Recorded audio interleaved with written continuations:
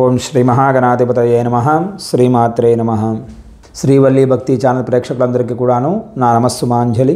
ఈ ఆగస్టు నెల కర్కాటక రాశి వారికి ఎలా ఉంటుంది, ఏ గ్రహాలకి వారికి అనుగ్రహంగా ఉన్నాయి, ఏ గ్రహాలు అనుకూలంగా లేవు, వారు ఏ కార్యాలు ఇబ్బంది పడతారు, ఏ కార్యాల వలన వారు ఆనందంగా ఉంటారు, ఏ దేవతామూర్తులను వారు ఆరాధన చేయడం వలన సక్సెస్ అవుతారో అవన్నీ కూడాను ఈ వీడియోలో తెలుసుకుందాం.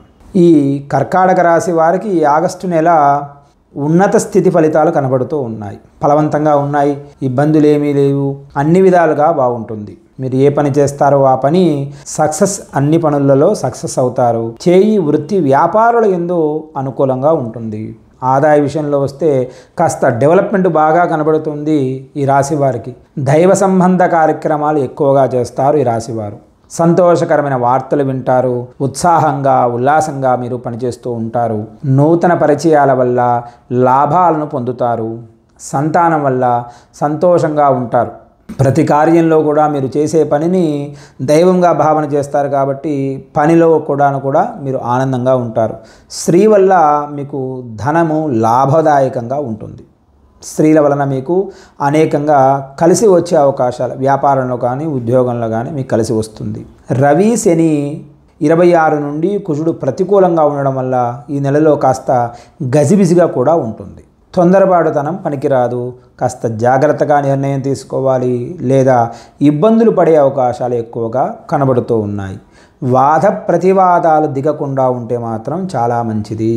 ఎవరినైనా మీ దగ్గరకు వచ్చి వాదనకు వచ్చారనుకోండి, పక్కకు వెళ్ళిపోతే ఉత్తమమైన మార్గము. వాడితో మీరు గొడవపడి ఇబ్బంది పడడం తప్ప దానిలో మీరు ఎలాంటి ప్రయోజనాలను పొందలేరు. అంతేకాకుండా మానసికంగా ఒత్తిడి కూడా ఎక్కువగా అయ్యే అవకాశం కనబడుతుంది. కాబట్టి కాస్త ఆలోచించండి. ప్రతి పనిని ఆలోచించి తగు నిర్ణయం తీసుకుంటే ఇబ్బంది ఏమీ కలగవు. ఎందుకంటే ప్రతి విషయానికి మీరు తొందరపడే అవకాశాలు ఎక్కువగా కనబడుతూ ఉన్నాయి. ఆలోచించకుండా మీరు నిర్ణయం తీసుకొని నాలుక ఖర్చుకున్నట్టుగా ఉంటుంది. కాబట్టి జాగ్రత్తగా ఉండండి, ఎలాంటి ఇబ్బందులు కలగవు. వృత్తిపరంగా ఈ నెల మీకు అనుకూలంగా ఉంటుంది. 10వ ఇంటికి అధిపతి అయిన కుజుడు 6వ ఇంట్లో మరియు 9వ ఇంటికి అధిపతి అయిన దేవగురువు బృహస్పతితో పాటు 11వ ఇంట్లో కూర్చొని పని ప్రదేశంలో నెల ప్రారంభంలో బలమైన స్థితిలో ఉన్నాడు.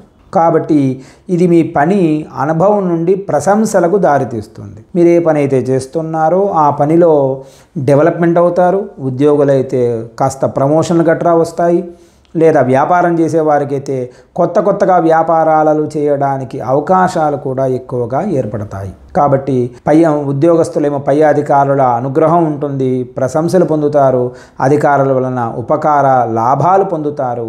వృత్తి వ్యాపారాలలో ధన ఆదాయం విశేషంగా పెరుగుతుంది. ఏదో సెన్సెక్స్ అంటారు కదా, ఆ సెన్సెక్స్ పెరిగినట్టుగా మీరు అనుకోవడం ఏమో తక్కువ, కానీ పెరగడం మాత్రం విశేషంగా కనబడుతూ ఉంది. కాబట్టి వ్యాపార విషయంలో కాస్త జాగ్రత్త ఉంటే మాత్రం ఎలాంటి ఇబ్బంది కలగదు. విద్యార్థుల విషయానికి వస్తే ఈ నెల ప్రారంభంలో బృహస్పతి వీరికి మరియు కుజుడు 11వ ఇంట్లో కూర్చొని 5వ ఇంట్లో దృష్టి పెట్టాడు. కాబట్టి ఫలితంగా మీ విద్యకు అనుకూలమైన సమయం ఉంటుంది. మీరు ఏది చదువుతున్నా మీరు కోరుకున్న విజయాన్ని పొందవచ్చు.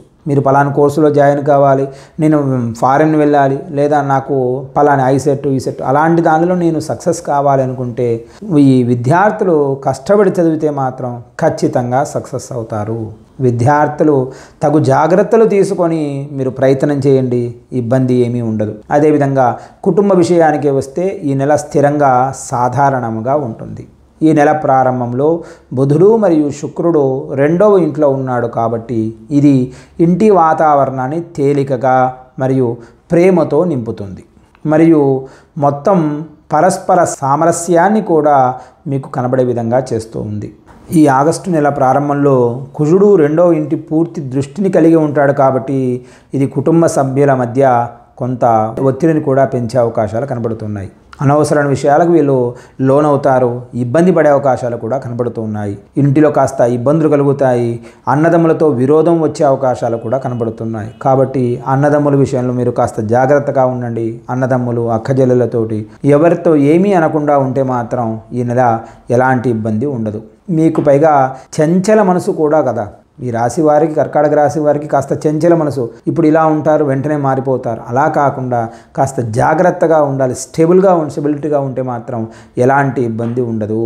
ఆలోచనను స్థిరంగా ఉంచండి. ఇదే ఉండాలి, ఈ విధంగానే ఉండాలి అని చెప్పి ఆలోచిస్తే ఎలాంటి ఇబ్బందులు కలగవు. శత్రువులతో అప్రమత్తంగా ఉండండి.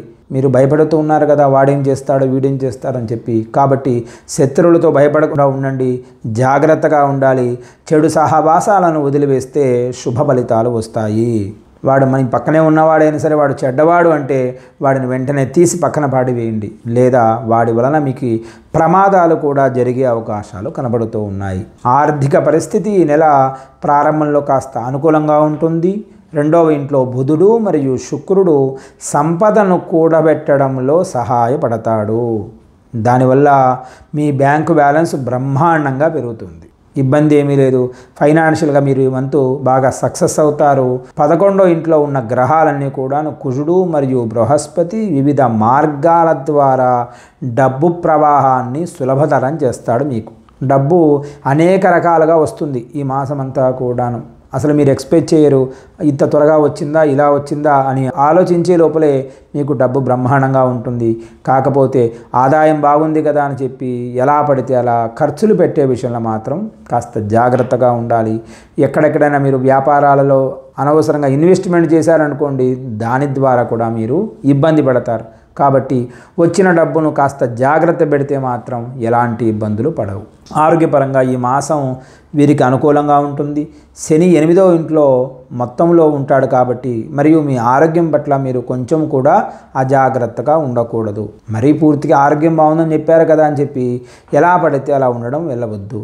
ఈ మాసం వీరికి జారి పడే అవకాశాలు ఎక్కువగా ఉన్నాయి. అంటే కింద పడడం, లేదా కాలు ఫ్రాక్చర్ కావడం, లేదా చెయ్యి ఫ్రాక్చర్ కావడం, అలాంటి సంబంధించిన బాధలు ఎక్కువగా ఏర్పడే అవకాశం మీకు కనబడుతూ ఉంది. ఈ జాతక ప్రకారంగా ఇవన్నీ కూడా మేము చెప్పినదంతా కూడాను రాశి ప్రకారంగా చెప్పాము. మీకు ఒరిజినల్ చార్ట్ ప్రకారంగా ఎలా ఉందో మీ గ్రహాలను తెలియజేసుకోండి. ఫస్ట్ ఆ గ్రహాలు ఏ గ్రహాలు మీకు కరెక్ట్గా ఉన్నాయి అవి కూడా మీరు తెలుసుకుంటే ఇంకా జాతకం మీకు పర్ఫెక్ట్గా కనబడుతూ ఉంది. ఈ రాశి ప్రకారంగా అయితే మీరు ప్రతిరోజు శివ ఆరాధన చేస్తే మాత్రం మీరు బ్రహ్మాండదాయకంగా ఉంటారు. ప్రతిరోజు మర్చిపోకుండా ఇక్కడ దగ్గరలో దేవాలయం ఉంటే అక్కడికి వెళ్ళి శివుడికి కాస్త పాలు కానీ లేదా మంచినీళ్ళతో అయినా సరే జలాభిషేకమైనా సరే చేస్తే ఆయన ద్వారా వచ్చే సంపద మీకు బ్రహ్మాండం. మీరు లెక్కకు మించని ధనం వస్తుంది. కాకపోతే మీరు శివ ఆరాధన మాత్రం మానకుండా ఉంటే మాత్రం ఎలాంటి ఇబ్బంది ఉండదు. మంగళం మహత్వం. స్వస్తి.